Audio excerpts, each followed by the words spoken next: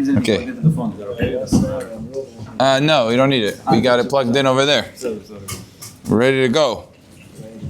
All right, Parashat Nasso in America. Behalotecha in Israel. All right, you got two things going on at the same time. But we're going to focus on Nasso, of course, because we live here. We don't live in Israel. Be'ezrat Hashem, by next week we'll be living in Israel, and then we'll have to read both Parashiot. Behalotecha in Shelach. The highlight, one of the highlights, it's a big parasha. It's the biggest of the parashiot. 176 psukim. Also, the Zohar is the biggest of the Zohars, is in Parashat Nasso. And really, the Midrashim are the biggest in Parashat Nasso. It's interesting. Everything is the biggest. Probably because we just received the Torah, and the Torah gives us an expansion of ruchaniyut, of spirituality. But one of the highlights of the parasha is what is called Birkat Kohanim. Birkat Kohanim is where the Kohanim get up and they have a mitzvah deoraita, and we Sfaradim, we do it every single day.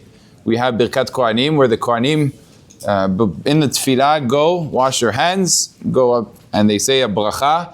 These are the brachot of the Birkat Torah.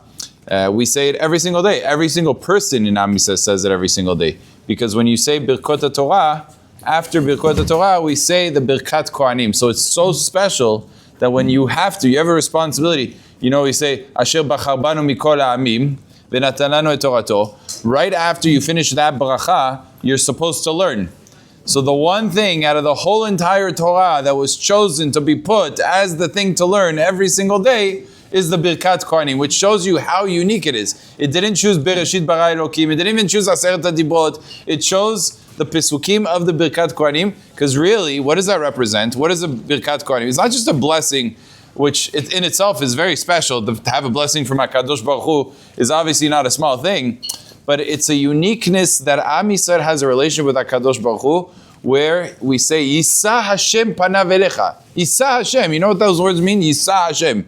You ever stop to think, Yisa Hashem? Actually, interesting that it's connected, Nasso, Yisa. It's the same shorish. What's the word mean? Yisa means that HaKadosh Baruch Hu views us and treats us with grace.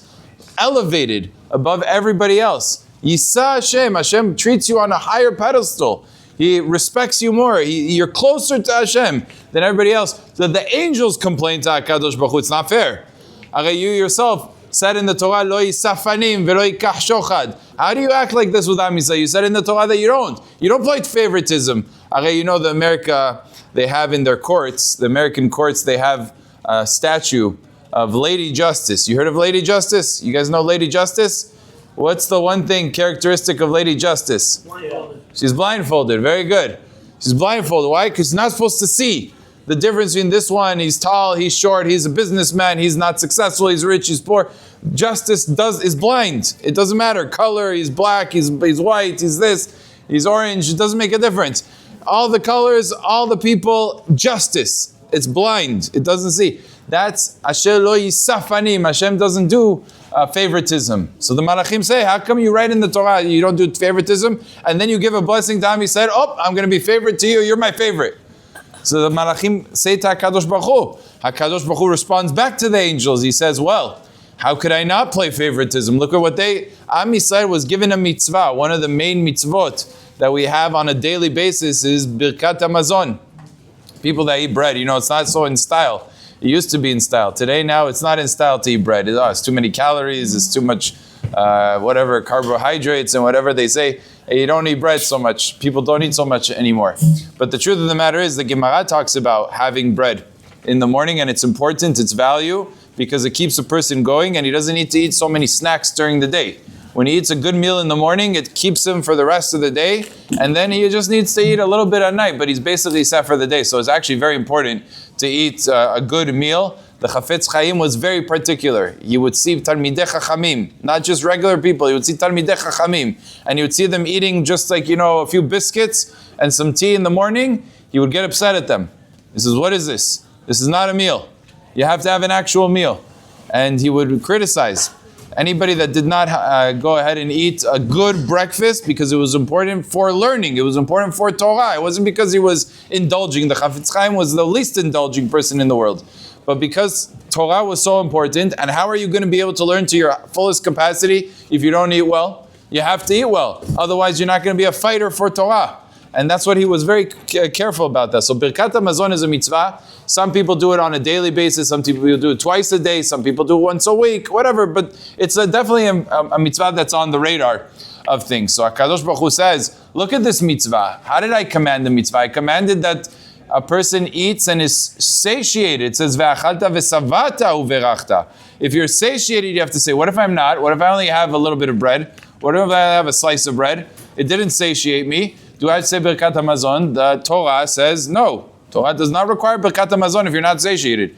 So why do we say Birkat HaMazon on a kazait? Even on the size of an olive.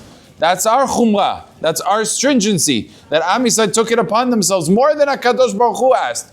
We do. Hem medaktekim al atzman al kabetza ve'al kazait. Am Yisrael is meticulous about themselves to say Birkat HaMazon even on less than what I commanded them to. So they did a favor to me, so to speak. They went ahead and they went above and beyond. And I'm not supposed to treat them above and beyond? Says the Noda B'Yehuda Chidush, is a beautiful insight. He says the language that Hashem says to them is Vehem medaktekim al atzmam. They're careful, but it says more than this, they're careful. About themselves. What does it mean about themselves? When it comes to themselves, a kazait is enough to be considered vesavata. As long as they have a little bit, they're satiated. When it comes to doing tzedakah to others, they don't say to the poor man, you know what, all you need is half a slice. I'm just going to give you a few dollars. They say, no, you need to make sure you're full. You need to be taken care of. We have to take care of you. But what do you mean? For yourself, you didn't have that standard. Yeah, for myself, I don't need that much. For somebody else, I need to go above and beyond. That says HaKadosh Baruch Hu, if they show such favoritism to others, then how can I not show favoritism to them? And that is a very important concept. Double standards are excellent. Torah is very pro double standards, but in the other direction. Double standards for ourselves, we have very high standards of how careful and how sensitive and how little we need to take from this world. Like the Gemara says about Hizkiah. Everybody around Hizkiah was the king of Am Yisrael. But it says that Hizkiah would eat very little. He would have a few vegetables, litra, yerek, a few vegetables. He was like vegetarian basically. And the nation looked at Hizkiah and they said, what kind of king doesn't eat meat? What kind of king eats like a bird? They didn't understand. He's the king. He goes to war. He's supposed to fight battles. He's supposed to be macho man.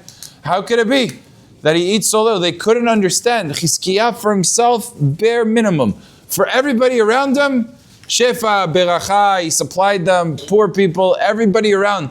And that's the way a person has to live. When it comes to being needy, sometimes you have people that emotionally are very needy. We are not supposed to be needy. When it comes to us, ourselves, we're supposed to be, someone offends us, someone doesn't want to look at us, someone doesn't want to talk to us, whatever it might be, I don't need it. It's his prerogative. When it comes to other people, we're not supposed to be tough. We're supposed to be sensitive. A person has to have a double standard. The double standard is for everybody else, their gashmiut, their physicality is my spirituality. And when it comes to myself, it's the exact opposite. This is the way a Jew has to live. And when we live that way, we live great lives. Why? Because you're not dependent on others. One of the most important things that people that are even married, you have to know before you enter a marriage that you should never be dependent. You should never need that chibur. There should always be I'm not dependent on this. My happiness is not dependent on what my wife does for me and what doesn't for me. A self-sufficiency is a very important characteristic. To not become dependent. The only thing in life you could depend on is HaKadosh Baruch Hu and His Torah. That's it. Two things that you should depend on. Everything else, don't depend on others. If they do, Chazaku Baruch, Big Chesed, don't depend on others. It's not worth it because you just end up getting disappointed. Unfortunately, everyone disappoints. Everyone disappoints. And if you feel that your life cannot be happy unless this person lives up to what you want him to be and that person does what you want to be, you simply won't be happy because they will never live up to the expectations that one really imposes. And the right expectations to have of ourselves is to say, I'm not dependent. If I shouldn't get too connected. I have to love, I have to care for my children, I have to take care of my wife, I have to do 100%, but not get too dependent. Not a good thing. To be too connected, not a good thing. And that's why it's important to be able to, because otherwise we get disappointed in life, and you should never be disappointed in anybody around you. The only reason you would is because you had expectations, and there's no need to have expectations, because really the only expectation should be ourselves. So it's a very important concept.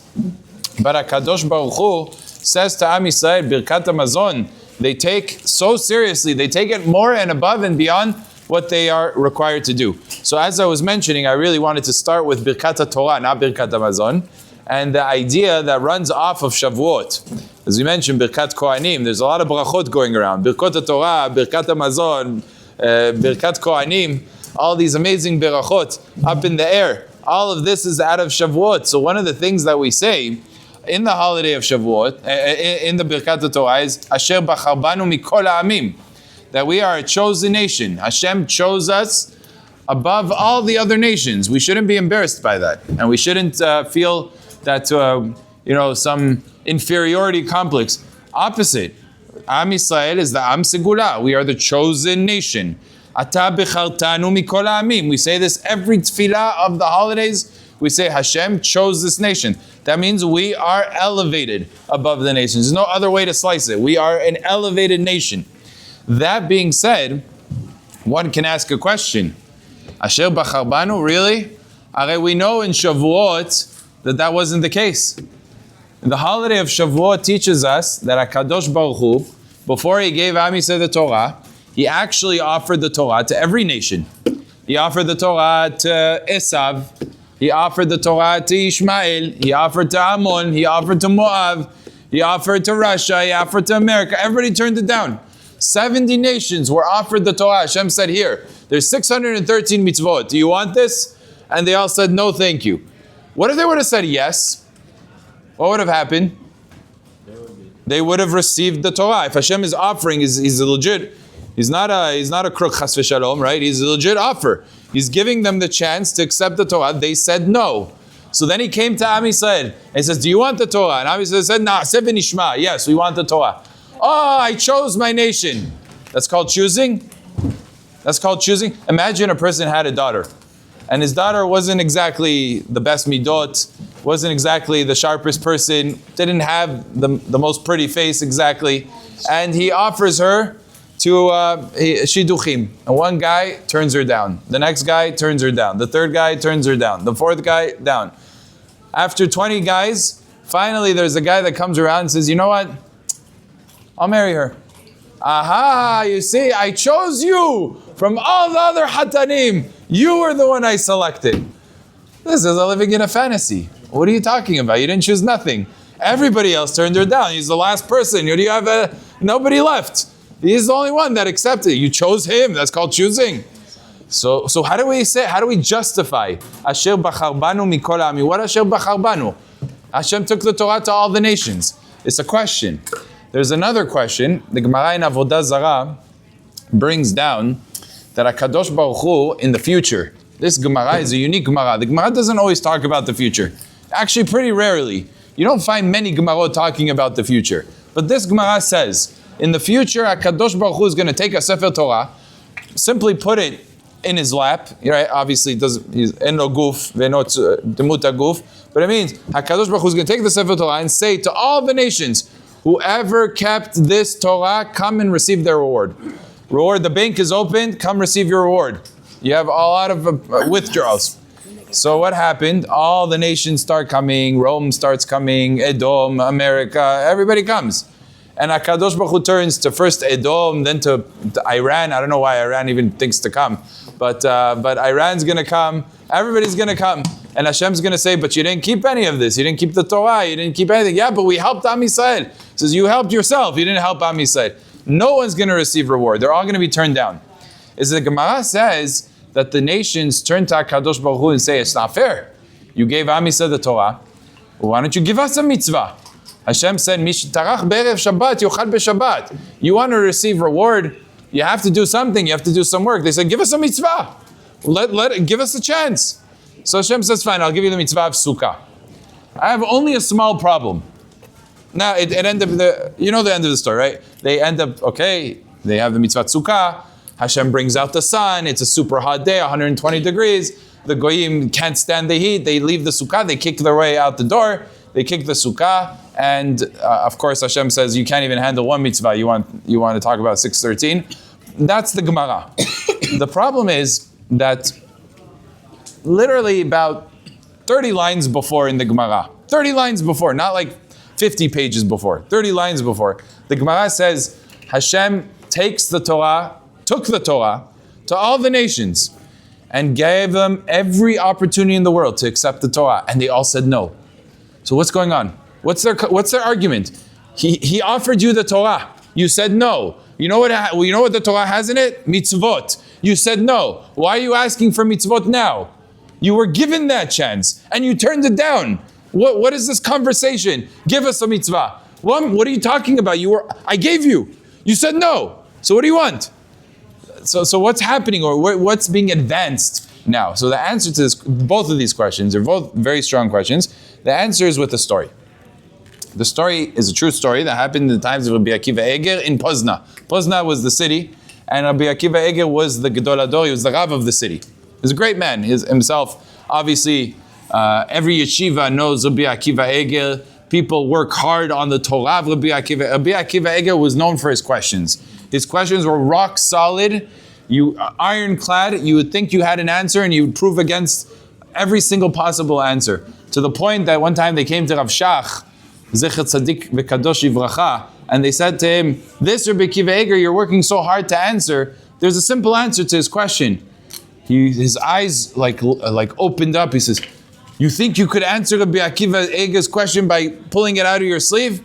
What, you lost your mind? You know what a Rabbi Akiva Eger question is? And he explained to them in great detail why every one of their attempted answers simply just doesn't make sense, doesn't add up. And how Rabbi Akiva Eger was so fortified in his question that it was like locking the whole sugya and giving you no space to move. Such brilliance was this man. So in his time, what was great about the great Rabbanim of Am Yisrael always, until this very day, is not just their knowledge of Torah. It wasn't just that they were super geniuses. It was the Torah and their actions corresponded to each other, which means to the level of their knowledge was the same level of righteousness was built up. So they didn't become knowledgeable and like take from the Goyim, Aristotle. He's a perfect example. Genius, person that's recognized. We're 2,000 years after Aristotle, and this man is still considered to be a genius that revolutionized thinking and revolutionized philosophy and invented all these amazing things. And yet, as his wisdom grew, it says his ta'ava, what ended up being his end. You know how he ended up? Now, he was in the times of Alexander the Great. Alexander the Great was his student. And Alexander the Great, evidently, the Yavit says, had a very beautiful, gorgeous wife.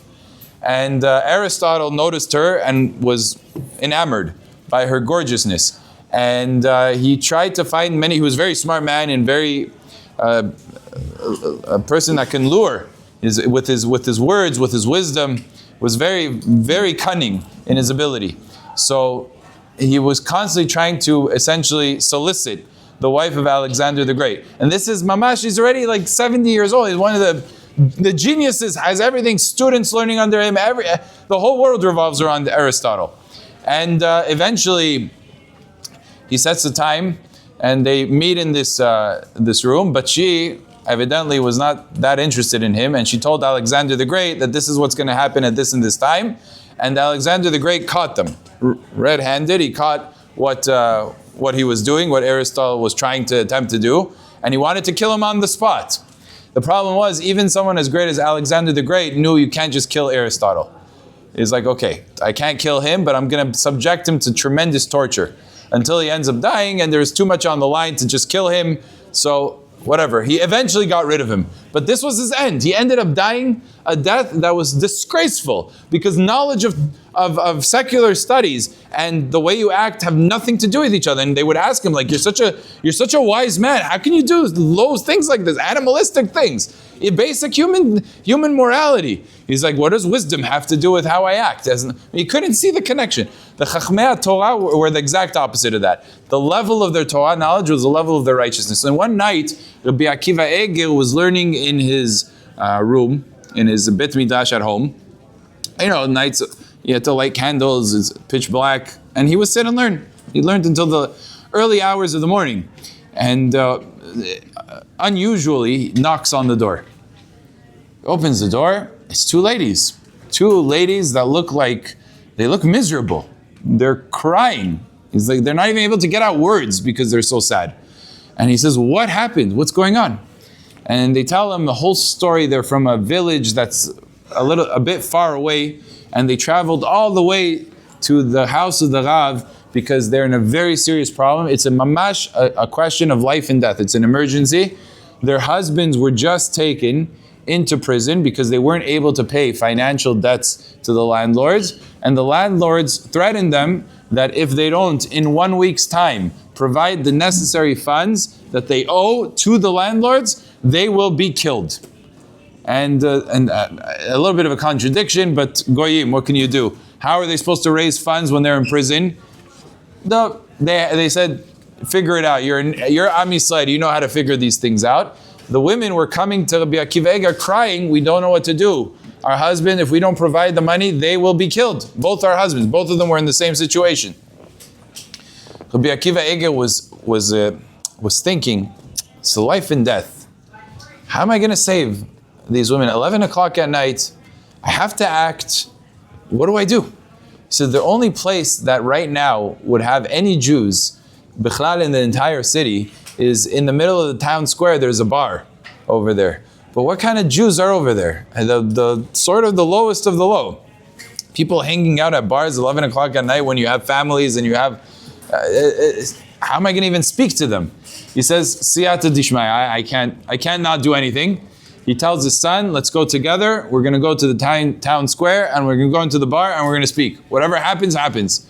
Rabbi Akiva Eiger gets there, and indeed, it looks exactly like a bar. Yeah, everybody's Jewish, okay, fine, because there were different areas for Jews, non-Jews. There's all segregation.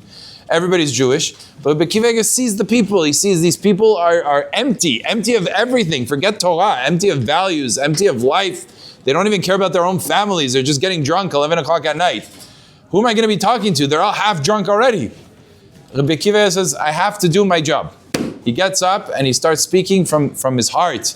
He's crying to them. He's saying to them, these two women, their husbands, their lives are on the lines. You're Jewish neshamot. Open your hearts. We need to raise this amount of money. Please do everything that you can. We have to save these two husbands. They're part of our nation. And lo and behold, dvarim hayotzim min halev nichnasim el halev. The words were penetrating. They penetrated into the hearts of the people with their drunkenness and everything. And they all raised the funds on the spot. In a very short time, he was able to raise exactly what he needed, the necessary funds. After he collected the funds, he says, Rabotai, I want to get up and speak again. They said, you raised money. Don't ask us for more money. Enough. He said, I promise you it's not about money. He says, it's not about money, you could speak. Bechavod. And he starts telling them words of tochacha, gives them musar. What are you doing with your lives? You're wasting your time. You're mivalei haolam. This is simply destroying yourself, destroying your families. Where's Torah? Where's Yirat Shamayim? Where's the fear of Hashem? What are you occupying yourself with? Come and stop and think about what's happening with you. And he gave them a whole musar shmuz, a whole shiur, trying to get them to do teshuvah. And one of the guys, they listened, kavod, they had a lot of respect for Rabbanim. One of the guys gets up and says, Harav, I don't understand. First you ask for our money, you take our money, then you give us musar. What would have happened if you would have reversed it? Imagine you would have given us musar. Let's see how much money you would have raised after the musar.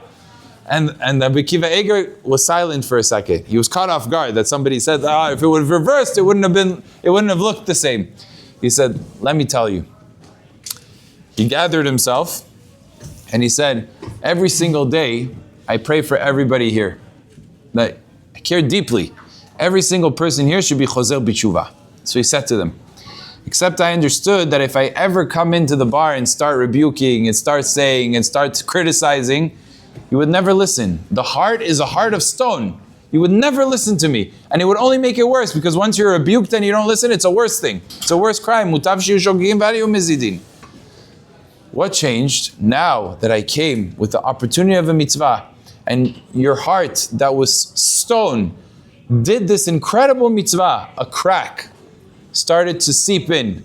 The stone began to crack, and the lev basar, the true heart of a neshama of a Yehudi, which was just under that surface of stone, starts to emerge. I said to myself, if a person is able to perform a mitzvah, that mitzvah itself generates a zechut that opens up the heart, that now musar can work. And now I can speak to you about changing your ways, because the mitzvah created the crack that allowed the divrei Torah to penetrate into the heart.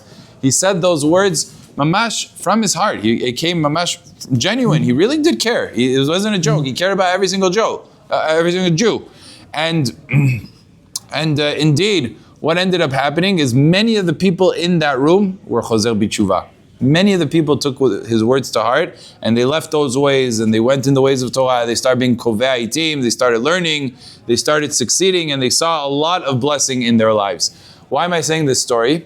Because a lot of times we approach spirituality and we see very difficult things. We're trying to open the door, the segulot, the berachot, and we're saying to ourselves, it's not working. I'm trying to overcome an obstacle, whether it's anger, whether it's working on ourselves to come to shiurim, whether it's praying in a higher level. We're trying to work on ourselves, and it doesn't always click. And we sometimes for years, we put in effort, and it's just not penetrating. The heart is full of stone. So elama, what's the solution? Sometimes when a person takes on a small mitzvah, that mitzvah that he takes on is a stepping stone that allows his heart to open up, and he can tap into much greater potentials. And it's a koach, it's a real tactic that a person can take advantage of, that if you're struggling with certain areas, take a small mitzvah, opens up the heart, opens up the door, and now you're able to see, whoa, the zechut of that mitzvah somehow propelled me to make this other mitzvah I was focused on a long time much easier to handle, much easier to deal with. And that's something that's very valuable. One of the things that the Hatam Sofer says on this week's parasha that is very connected, but let me just tie the last end. So what does that have to do with Am Yisrael and Asher Bachar Banu Mikol Ha'amim? Let me just tie that end, and we'll go to the Hatam Sofer in a minute. But HaKadosh Baruch Hu took the Torah to all the nations. You think the nations are able to say yes to such a Torah, such great spiritualities, when they're in the depths of depravity? How are they going to be able to say yes to such a thing? How were Am Yisrael able to say yes to such a thing? The answer is, Am Yisrael, before they were even offered the Torah, were given mitzvot. When they arrived in Mara, the very beginning, right when they left Mitzrayim, Moshe Rabbeinu was commanded to give a mitzvah Shabbat, to give him small mitzvot, to give him mitzvah dinim, kibud avaim, something basic, kibud avaim, honoring a father, mother. Give him some mitzvot. Those mitzvot were able to open the hearts of Am Yisrael, that when HaKadosh Baruch Hu then came along and said, I have this Torah, na'aseh v'nishma, what's the problem? So easy, of course we're going to accept it. The other nations, of course they were given a Torah, but they weren't given a mitzvah before the Torah. How do you expect us to just respond positively, take the stone and move it aside? There's a big stone over there. If you would have given us a mitzvah and then would have given us the Torah, we also would have accepted it like Am Yisrael accepted it. That was the point that the Goyim are saying to HaKadosh Baruch Hu. So Hashem said, okay, you're right. You know what? I'll give you an opportunity to do a mitzvah. Let's first see you pass the mitzvah, and then we'll move on to the whole entire Torah. And they couldn't handle even stage one. They couldn't handle that. That's Asher Bachar Banu. Hashem chose us to facilitate, to be machshir the ability for Am Yisrael to receive the Torah. He gave us mitzvot. What He didn't do for the other nations, He did for us. So there was a choice that HaKadosh Baruch Hu intently gave to Am Yisrael versus the other nations. Now to the Hatam Sofer. Hatam Sofer says on the parasha, one of the things that is the main topic, and in the very beginning of the parasha, is about the Nisiat HaKelim. So there's another Nasso over here.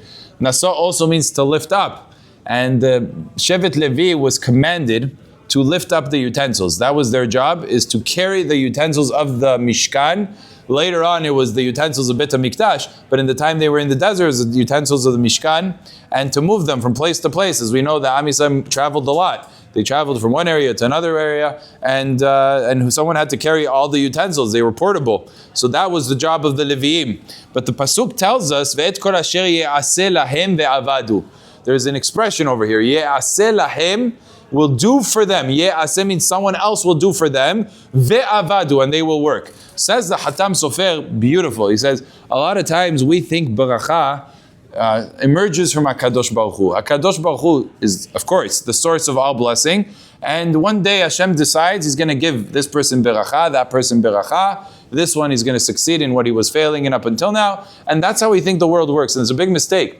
Says the Hatam Sofer, that's not how the world works. Everything that comes from Shamayim has to have an instigation. It has to be started. A spark has to be created in this world for the mechanisms of Shamayim to get rolling. And the job really is, and the Shefa really comes when we start. We take the first step, then in Shamayim, so to speak, it gives them the energy. And this comes from the Pasuk. Pasuk says, Tenu oz lelohim. So to speak, we give strength to HaKadosh Baruch Hu to be able to provide us with spirituality and with physicality, with all the birachot. And that's an important concept, that ye'aseh lahem ve'avadu. It was done to them. We get the bracha. But the way you get the bracha is ve'avadu. You got to put in work. And that's the story with Chacham Ovadia. One time a person came crying before him that he was struggling a lot with Parashat. Parashat was very difficult. He wasn't able to earn a living. And he was getting into major debt. The debt was piling up and there was nothing to do about it. Business was going nowhere. And he comes to Chacham Ovadia. Chacham Ovadia was a very warm heart. He was a sensitive soul. And anytime a person presented him with problems, it was as if Chacham Ovadia was living through the problem. It was like, I'm with you in the problem. I feel like the problem is now mine. He would acquire it. It's like a kinyan. And then he would start being very emotional, and the brachot were heartfelt. It was mamash from his heart. This is why it says, when a person has a struggle, they should go to the Chacham and request the Chacham should pray. Because Hashem, it's sort of blackmailing Hashem in a certain sense. But the Gemara says it's legitimate, so we could do it. But what's the blackmail? Hashem doesn't want the tzaddik to be sad. You know, everybody else, we don't care so much about HaKadosh Baruch Hu, and but the tzaddik cares so much about Hashem. Hashem cares about him. He cares that he shouldn't have to be sad. So when a person is in pain, is suffering, and he goes over to tzaddik, and that makes the tzaddik very sad, HaKadosh Baruch Hu, so to speak, has to heal him. Because I can't have the tzaddik sad. I don't want the tzaddik to be sad.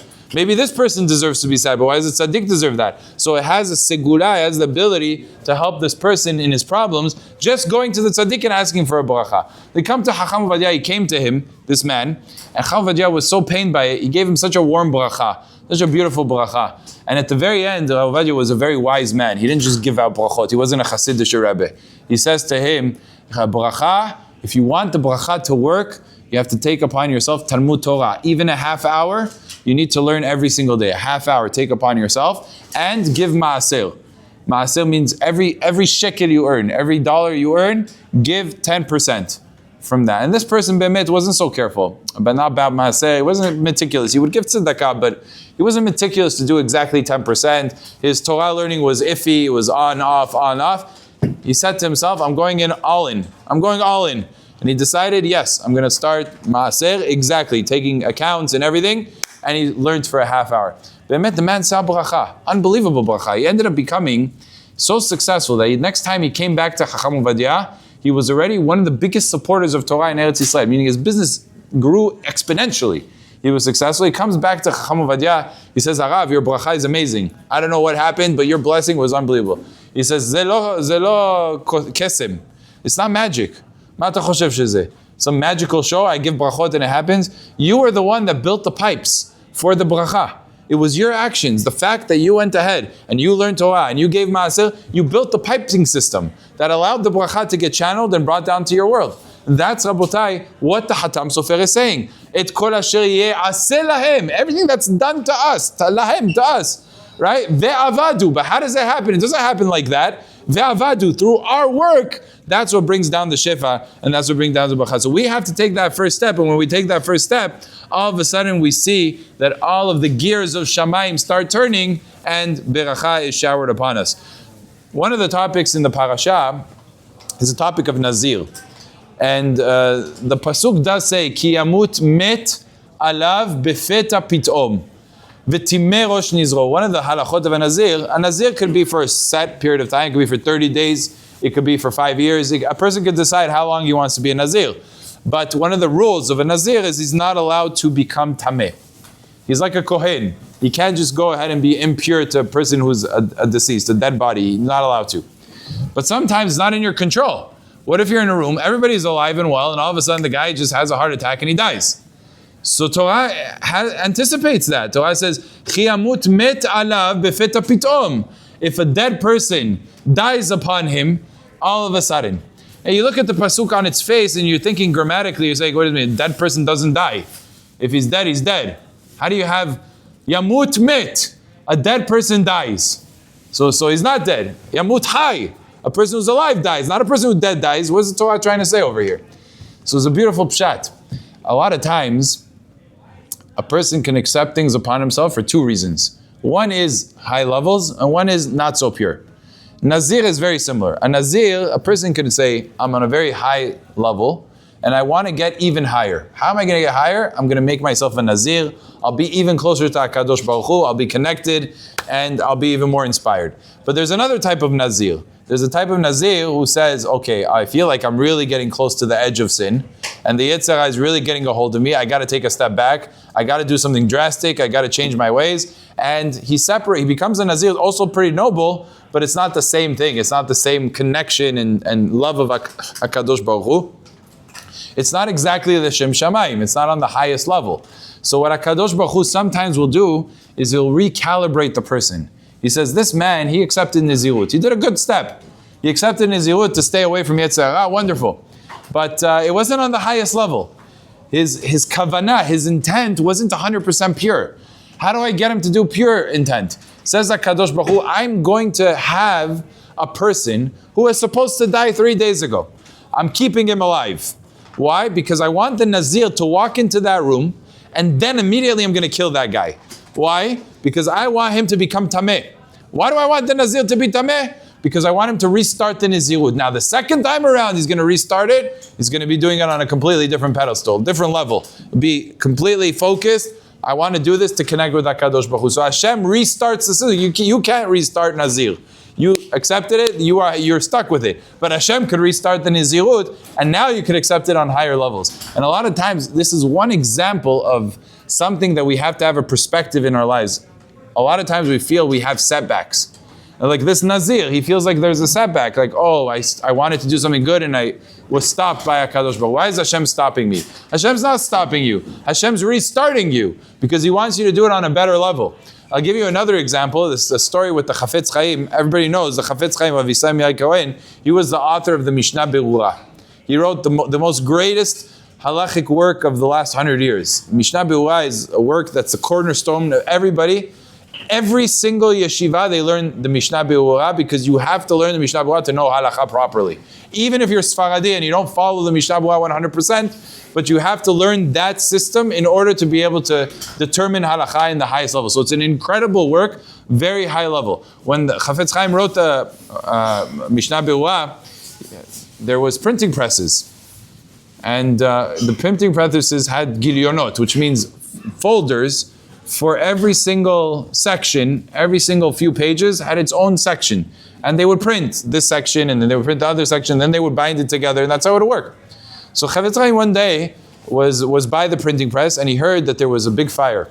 He ran to the printing press, and they told him, we're very sorry, but we were able to save a lot, but there's some papers that got burnt. And it's never coming back. And you didn't have hard drives to make copies of things. That means it burnt it, you have to do it again. And Chafetz Chaim said, how much are we talking about? They said, it's not a lot, it's only a few pages.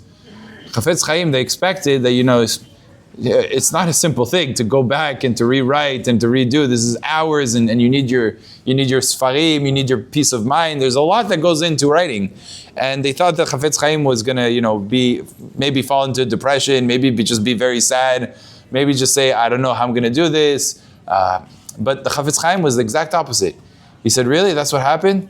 Kanireh appears to be from Shamayim that HaKadosh Baruch Hu felt, because I was so careful, Chafetz Chaim was extremely careful that every single thought, every day he would start his day, I'm doing this for pure reasons. I'm not doing this for honor. I'm doing this for HaKadosh Baruch Hu, for His Torah, for His mitzvot, for clarity. And it could be that some of the days, the Yetzer Hara was able to sneak in, and I felt a joy of ga'ava, of arrogance, of honor. And maybe those days are the ones that I was writing, and that page, the pages that were burning, was because I didn't have the purest of intent. And Hashem wants me to do it again with the highest level of intent. So Chavetz Chaim just simply took out a pen. He started focusing. I have to be mechaven for the sake of HaKadosh Baruch Hu. And he stopped himself, he paused, and he started writing over exactly what he wrote before, now with a better and higher intent. Look at this man. It's unbelievable. The thought process, what would we have done if we had such a major setback? We would have said, oh my gosh, I feel so annoyed. I wish I would have left it over here. I wish I would have rewrote it. I wish I would have saved. I wish I could have done that. A lot of wishes. The Chavetz Chaim says, no, it's HaKadosh Baruch Hu trying to bring me to higher levels. And we have to look at everything in life. Maybe the setback happened because Hashem wants me to restart with a good intent, with a holier intent, with a refocus. So that way it's able to really pick up, the foundation will be rebuilt, and then the success will emerge from it. And that's something that we have to think on the wavelength of HaKadosh Baruch Hu in order to be able to realize what's the speech of Hashem? What's Hashem trying to tell us? So sometimes that's what Hashem is trying to tell us. And that's a very important concept as well. I think we'll stop here. Okay? Baruch Adonai le'olam. Amen ve'amen. Chazakim u'buchim. רבי חנינא בר קשיא אומר, עשה הקדוש ברוך הוא זכו סבב וזו שנאמר, אדוני חפץ למען ימלכו, יגדיל תורה וידעי.